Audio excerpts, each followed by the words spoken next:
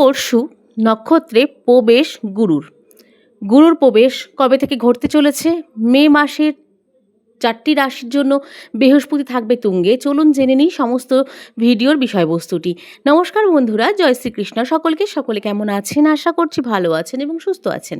আমাদের দৈনিক রাশিফল এবং ইউটিউব চ্যানেলের পক্ষ থেকে আরও একবার স্বাগতম জানাচ্ছি আপনাদের সকলকে, এবং আরও একটি নতুন ভিডিওতে আপনাদের সকলকে স্বাগতম। এবং আপনারা দেখছেন দৈনিক রাশিফল এবং টোটকার ইউটিউব চ্যানেলটি।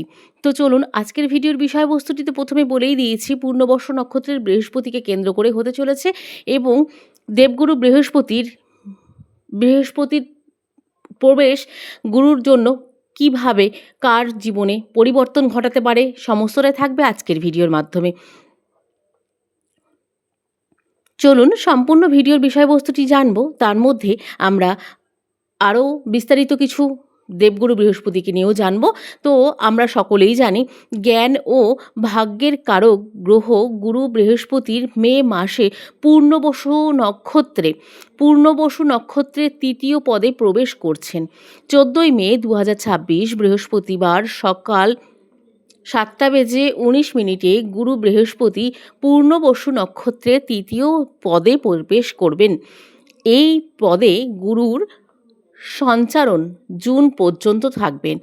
এর সাথে সাথে এই পূর্ণবসু নক্ষত্রের তৃতীয় পদের স্বামী বুধ গ্রহ, যেখানে গুরুর প্রবেশ করতেই 4 রাশির জাতক জাতিকাদের গুরু ও বুধ দুই গ্রহই শুভ প্রভাব প্রাপ্ত করবে এবং শুভ প্রভাব এদের ওপর ফেলবে। আসুন জেনে নেওয়া যাক সেই 4টি গ্রহ এবং 4টি রাশি কোন রাশিগুলি, সেটি জানবো। 4টি রাশি কোন রাশি অবশ্যই বিস্তারিত জানুন, শেষ পর্যন্ত ভিডিওটি দেখুন।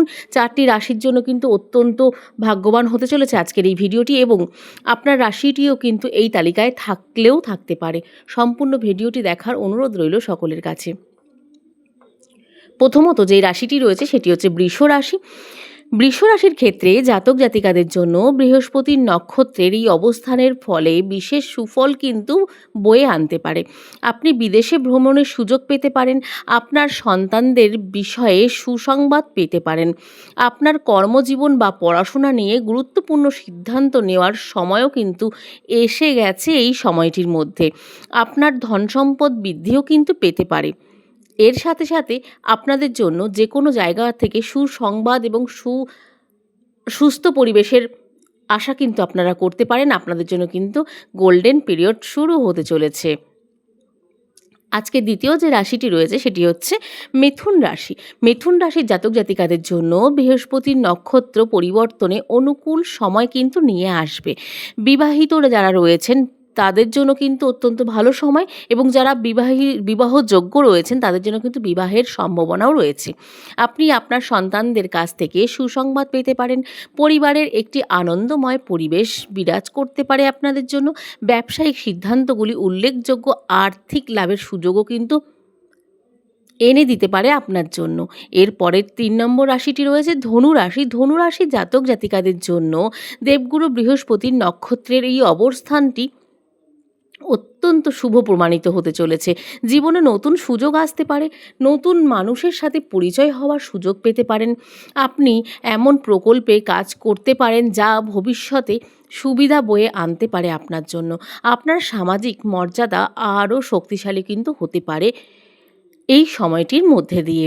লাস্ট এবং শেষ যে রাশিটি রয়েছে এবং দেবগুরু বৃহস্পতির সবচেয়ে প্রিয় যে রাশিটি রয়েছে সেটি হচ্ছে মীন রাশি। মীন রাশির জন্য দেবগুরু বৃহস্পতির নক্ষত্র পরিবর্তনে সৌভাগ্য বয়ে আনবে। অসমাপ্ত যে কোনো কাজ সম্পন্ন হবে। ব্যবসায় হঠাৎ বড় ধরনের মুনাফা লাভের সম্ভাবনা রয়েছে। কর্মজীবনে সাফল্য লাভের সম্ভাবনা আছে এবং কঠোর পরিশ্রমের পূর্ণ ফল কিন্তু আপনারা পাবেন এই পূর্ণবসু নক্ষত্র পরিবর্তনের ক্ষেত্রে বা এর ফলে। আর্থিক অবস্থার উন্নতি হবে, তার সাথে সাথে আত্মবিশ্বাসও কিন্তু বাড়বে আগের থেকে অনেকটাই বেশি।